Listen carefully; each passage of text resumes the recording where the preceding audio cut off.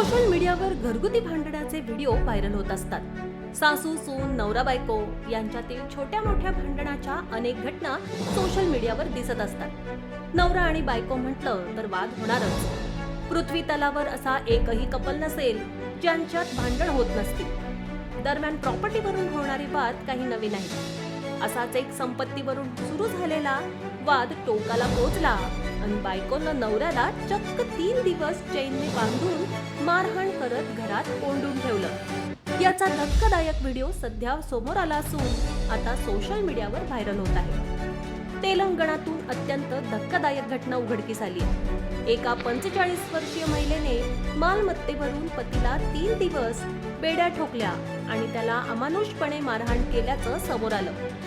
पोलिसांनी दिलेल्या माहितीनुसार पीडित व्यक्तीचं नाव पट्टी नरसिंह असं असून तो 50 वर्षांचा आहे। तसंच त्याच्या पत्नीचं नाव भरतम्मा असं आहे। या जोडप्यामध्ये मालमत्तेवरून वाद झाला।